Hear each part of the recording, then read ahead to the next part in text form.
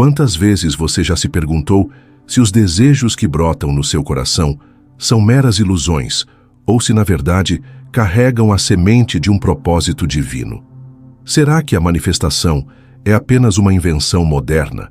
Ou haveria nas Escrituras ecos de uma verdade antiga, velada, que a religião tentou silenciar?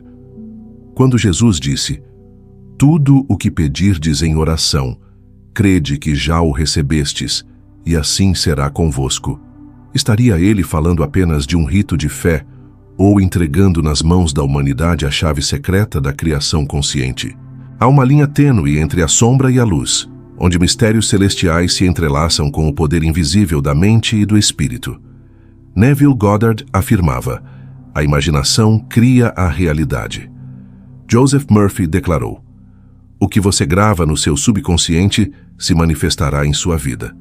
Mas antes deles, muito antes, Paulo já escrevia aos Romanos: "Deus chama à existência as coisas que não existem como se já existissem." Essa não é apenas filosofia, é uma revelação. Mas por que isso soa tão ameaçador para os pilares da religião tradicional? A religião muitas vezes ensina a esperar por um céu distante, negando o poder do agora. Mas a Bíblia inteira ecoa o contrário. O reino de Deus está dentro de vós. Ralph Waldo Emerson, ainda no século XIX, dizia que cada alma é uma centelha do todo, carregando em si o sopro criador. Não seria exatamente isso o que Gênesis revela, quando afirma que fomos feitos à imagem e semelhança de Deus? Se Ele é Criador, como poderíamos nós, seus filhos, não carregar também o poder de criar? E aqui nasce a inquietação. Se a manifestação é tão bíblica quanto os Salmos e os profetas, por que então tantos foram ensinados a temê-la? Por que transformar o poder da fé em dogmas engessados, quando o próprio Cristo declarou que se tivéssemos fé do tamanho de um grão de mostarda, diríamos a um monte que se movesse, e ele se moveria? Wallace D. Wattles chamou isso de ciência de ficar rico, mas Jesus já havia chamado de vida em abundância. O que a religião teme não é a mentira da manifestação, mas o despertar da sua verdade. E agora, diante desta revelação, você precisa decidir. Vai continuar aceitando o silêncio imposto pelos sistemas que aprisionam, ou ousará atravessar o véu e decifrar o código oculto que sempre esteve escrito nas páginas da palavra? Há algo sagrado esperando ser revelado, uma luz escondida atrás das cortinas da tradição. Fique comigo até o fim, porque aquilo que será desvelado não apenas desafiará tudo o que você acreditava, mas pode se tornar o sopro divino que ativará em sua vida a manifestação que o céu já liberou sobre você. Há uma pergunta que ecoa no íntimo de cada ser humano, como um sussurro que nunca se cala. Será que tudo o que eu carrego em meu coração é apenas sonho passageiro, ou existe uma chama divina que me convida a criar junto com Deus? Quando Jesus disse em Marcos: "Tudo é possível ao que crê", ele não estava lançando uma poesia solta ao vento, mas revelando um segredo que atravessa os séculos, uma chave que a religião muitas vezes tentou esconder atrás de muros de culpa e medo. É aqui, neste ponto, que o coração desperto começa a tremer, pois percebe que talvez tenha carregado dentro de si um poder maior do que ousou imaginar. Mas como aceitar que aquilo que desejamos pode ser santo, se por tanto tempo fomos ensinados a desconfiar de nossos próprios anseios? A religião colocou grades invisíveis na alma, ensinando que querer é pecado, que sonhar é orgulho, que imaginar é perigo. No entanto, Neville Goddard afirmou: "Tudo o que você imagina com fé já é seu." E antes dele, o apóstolo Paulo escreveu em Filipenses: "Deus é quem efetua em vós tanto o querer como o realizar, segundo a sua boa vontade." O que a religião chamou de vaidade, a Bíblia chama de semente divina. Existe uma dor secreta em muitos corações, a sensação de que a vida que vivem não corresponde à vida que foram criados para viver. Essa ferida não é apenas psicológica, é espiritual. É a alma gritando por uma verdade mais profunda, por um despertar que revele o que já foi colocado dentro dela desde o princípio. Wallace Wattles chamou isso de a vida em progresso, a expansão contínua, mas Moisés já tinha ouvido do próprio Deus: Eu sou o que sou. Essa expansão é a respiração do eterno dentro de nós, e ignorá-la é sufocar o sopro da vida. E se tudo o que você chama de desejo não for egoísmo, mas o próprio espírito tentando lembrar quem você realmente é? Ralph Waldo Emerson disse que a alma humana é o canal da mente infinita. O que é esse canal senão a voz suave de Deus ecoando dentro de você, pedindo que se torne coautor da criação? Jesus mesmo disse: Vocês farão obras ainda maiores. Mas como realizar essas obras se não ousamos crer que somos parte da manifestação? Então surge o conflito. Acreditar que a manifestação é real é desafiar tudo o que nos foi ensinado, mas negar a manifestação é negar as palavras do próprio Cristo. Essa é a tensão que corta a alma como uma espada de dois gumes, luz e sombra, dúvida e fé, prisão e liberdade. É nesse espaço que o Espírito sussurra: Escolhe, pois, a vida. Não uma vida de espera passiva, mas uma vida de criação ativa, onde cada pensamento e cada palavra se tornam sementes de eternidade. A alma sente a colisão entre duas vozes, uma que grita medo e outra que sussurra promessa. A religião tradicional insiste em manter o homem pequeno, submisso, carregando fardos que Cristo já removeu. Mas dentro de cada coração existe um eco que não pode ser silenciado, um chamado que vibra como fogo em ossos. É o próprio Criador dizendo: Peçam e será dado, busquem e encontrarão, batam e a porta será aberta. Palavras de Jesus que a tradição muitas vezes escondeu sob o véu da interpretação. Esse véu é o mesmo que ainda cobre os olhos de muitos, impedindo-os de enxergar que a promessa não é apenas espiritual, mas também tangível, concreta, manifestada no mundo. Florence Scovel Shinn declarou: A palavra é a varinha mágica do homem. Não é exatamente o que Jesus já afirmara quando disse: Se disserdes a este monte, ergue-te e lança-te no mar, assim será. A palavra é vibração criadora, e o silêncio da fé é o útero onde o invisível se torna visível. Mas o coração luta, porque aprendeu a confundir humildade com impotência, submissão com anulação, fé com espera eterna. Joseph Murphy ensinou: O subconsciente aceita aquilo que você sente como verdade.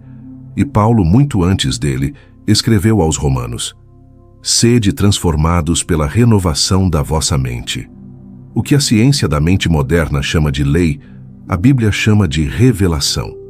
A questão nunca foi se funciona. A questão é: você ousa acreditar? Há quem tema que esse caminho seja perigoso, como se reconhecer o poder divino dentro de si fosse uma blasfêmia. Mas a verdadeira blasfêmia não é acreditar demais, é acreditar de menos. É negar o dom que já foi entregue, é enterrar o talento dado pelo Senhor, é deixar que os tesouros da alma apodreçam na escuridão do medo. Bob Proctor dizia que a pobreza de imaginação é a raiz da miséria. Jesus já havia contado a parábola dos talentos, revelando que o maior erro não é arriscar, é enterrar. O Espírito pergunta: quantas vezes você vai negar o que já arde dentro de você? Quantas vezes vai sufocar o sopro criador que o Pai plantou em sua essência? Até quando vai acreditar que pedir é pecado, quando o próprio Filho disse: tudo o que pedirem em oração, crendo, o receberão? Não é sobre caprichos, mas sobre alinhar-se ao que já foi consumado. A manifestação é o idioma do céu traduzido na terra. A fé não espera sentada. A fé cria, movimenta, manifesta. Existe um ponto secreto onde a fé deixa de ser crença distante e se torna respiração natural. Um fluxo invisível que sustenta cada passo. É nesse espaço que a religião teme que você entre, porque ali não há necessidade de mediadores, apenas intimidade direta com o Criador. Jesus disse: O reino de Deus está dentro de vós. E Neville Goddard ecoou: a imaginação é a própria voz de Deus dentro de você. Essa fusão de palavras é um portal. O que você pensa como possibilidade é, na verdade, uma semente divina germinando. mas o coração humano se debate contra essa verdade, como quem teme a própria liberdade. A religião ergueu muros e grilhões, mas o evangelho da graça é vento que derruba muralhas. Paulo declarou: onde está o Espírito do Senhor, aí há liberdade. Essa liberdade não é um conceito, é a força de moldar realidades. É o momento em que sua oração deixa de ser súplica e se torna decreto, não pedindo que o céu desça, mas permitindo que o céu, já implantado em você, floresça. No entanto, há um peso ancestral em sua mente. Vozes antigas que repetem que desejar é errado, que prosperar é suspeito, que sonhar é vaidade.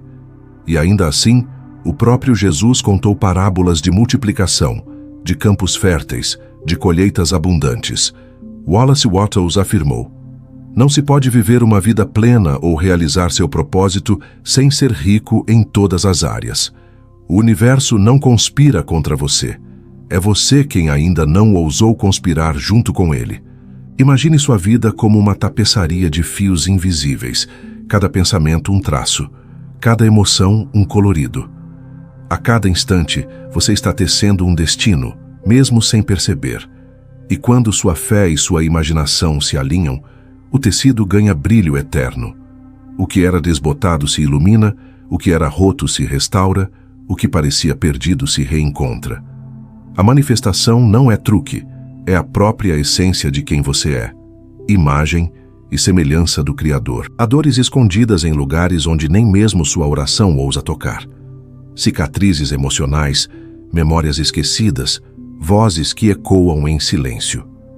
Você acredita que fé é apenas levantar as mãos e esperar, mas a verdadeira fé é atravessar essas sombras internas e acender a lâmpada que o próprio Cristo colocou dentro de você. Ele declarou: vós sois a luz do mundo. E Joseph Murphy acrescentou: tudo o que você planta no subconsciente florescerá na experiência externa. Essa é a alquimia do espírito. Transformar escuridão em revelação. A religião muitas vezes apontou suas falhas, mas Jesus olhou para você e viu potencial. Enquanto o homem enxerga pecado, o Cristo enxerga destino. Enquanto a doutrina enxerga limites, a graça revela infinitos. Neville Goddard dizia que aquilo que você aceita como verdadeiro em sua imaginação se tornará realidade. Quando você aceita que é amado, já está curado. Quando aceita que é próspero, já está expandindo. Quando aceita que é pleno, já está vivendo a abundância do reino. Mas existe um campo de batalha invisível. Não é contra carne ou sangue. É contra as vozes da dúvida, contra as fortalezas da mente que se recusam a acreditar. Paulo escreveu: transformai-vos pela renovação da vossa mente. Essa renovação não é opcional, é o próprio caminho da manifestação, porque sem ela, você repete histórias antigas, herdadas de dores passadas, e ao repeti-las, recria realidades que não foram escritas para você. Respire fundo e sinta. Existe uma versão sua já pronta em Cristo, um reflexo divino esperando apenas que você abra os olhos espirituais. É como se você estivesse diante de um espelho coberto por véus. Cada oração consciente remove um deles. Cada ato de fé rasga mais um, até que você se veja como realmente é. Templo vivo, herdeiro da promessa, portador da vida abundante. O já consumado não é poesia. É a realidade mais concreta que existe. Então, por que ainda viver com medo, se já lhe foi dado o espírito de poder, amor e mente sã? Por que continuar preso ao passado, se a cruz já decretou um novo começo? A pergunta que pulsa agora é: você ousará acreditar que sua mente é o altar onde o divino cria mundos? O eco de Jesus em Mateus 21:22 continua ressoando. Tudo o que pedirem em oração, crendo, receberão. Há um momento em que o coração se cala e o Espírito começa a falar em uma linguagem que não é feita de palavras, mas de frequências invisíveis. É nesse silêncio que a manifestação ganha forma, não porque você pede mais forte, mas porque finalmente acredita no que já é seu. Wallace D. Wattles disse: pensar de uma certa maneira cria riquezas, Mas Jesus foi além e declarou: o reino de Deus está dentro de vós. Isso significa que a verdadeira abundância não é conquistada, é despertada. Você já percebeu que as maiores lutas não são externas, mas internas? O campo de batalha é a mente, e o inimigo mais persistente é a dúvida. A religião ensinou que crer é lutar contra Deus até convencê-lo. Mas a Bíblia ensina que crer é descansar no que ele já consumou. Neville Goddard dizia: assuma o sentimento do desejo já realizado e caminhe nele como se fosse real. O que ele chamava de imaginação, a Bíblia chama de fé. São linguagens diferentes para a mesma verdade eterna. Mas aqui há um mistério que poucos ousam decifrar. Quando você se alinha com a promessa, o universo inteiro se curva em obediência. Não porque você seja o centro, mas porque Cristo em você é o centro de tudo. Paulo revelou: todas as coisas foram criadas por ele e para ele. Isso significa que a manifestação não é capricho, mas sintonia com o propósito divino. É o eco do Verbo criando novamente através da sua voz, através da sua visão, através da sua imaginação consagrada. E então surge a pergunta que arde: o que você tem permitido florescer dentro de si? O medo ou a fé? A escassez ou a abundância? Florence Scovel Shinn lembrava: a palavra é sua varinha mágica. E Jesus disse: pelas tuas palavras serás justificado. Se sua fala revela o que sua alma acredita, então cada declaração é uma semente. Você pode plantar tempestades ou jardins. A escolha é sua, mas o terreno já é fértil. Este é o ponto em que o espectador precisa sentir o peso da eternidade em suas mãos. Cada pensamento, cada emoção, cada crença é matéria-prima moldando o invisível. Você não é vítima de circunstâncias, mas co-criador com o próprio Deus. E o segredo que a religião não quis revelar é que a fé nunca foi sobre mendigar milagres, mas sobre viver como herdeiro. Porque quando Jesus disse "está consumado", ele não estava apenas falando da cruz, estava falando do fim de toda limitação humana. Há um momento em que toda afirmação deixa de ser apenas som e se torna carne dentro de nós, como o Verbo eterno que se fez carne e habitou entre os homens. Jesus nos mostrou que a fé não é repetir com os lábios, mas permanecer na palavra, até que ela se torne vida pulsando em cada célula. As manhãs não são apenas um início do dia, mas um altar secreto, onde declaramos: eu sou a justiça de Deus em Cristo, eu sou amado, eu sou pleno, eu sou cuidado. Ao dizermos isso, não estamos tentando convencer o universo, estamos apenas lembrando a nossa alma de uma verdade eterna que já está consumada. E nessa lembrança, algo invisível se alinha. O coração entra em descanso, a mente encontra clareza e os céus respondem com paz. Não porque pedimos, mas porque assumimos a posição de filhos que já herdaram todas as coisas. É a postura que Jesus carregava ao multiplicar pães, curar enfermos ou acalmar o mar. Ele sabia que não precisava conquistar o que já lhe pertencia. Você também é chamado a viver dessa forma.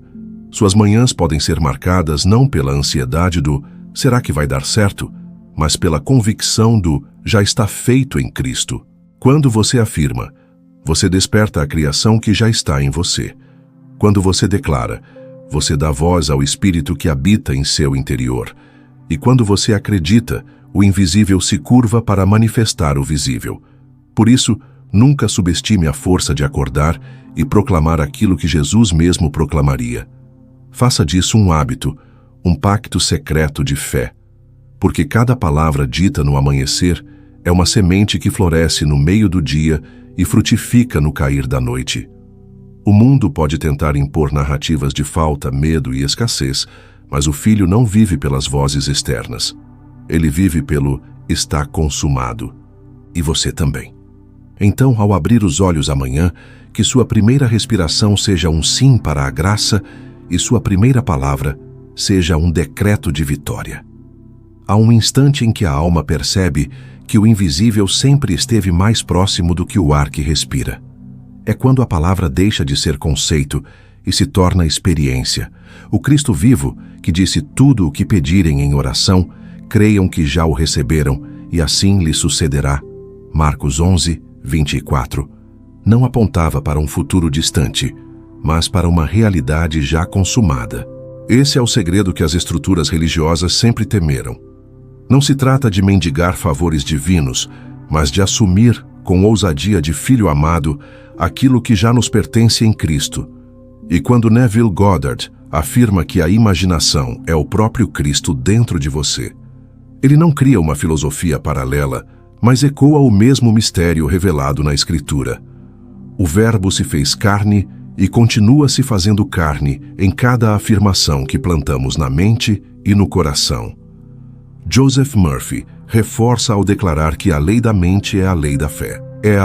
Ambos tocam a mesma melodia sagrada que ressoa no Evangelho da Graça, lembrando-nos que manifestar não é fabricar, mas revelar. Nesse silêncio carregado de glória, compreendemos que toda escassez é apenas uma sombra diante da abundância eterna já liberada. Florence Scovel Shinn dizia que a palavra é sua varinha mágica, e o próprio Jesus confirmou quando declarou que as palavras que eu lhes disse são espírito e vida.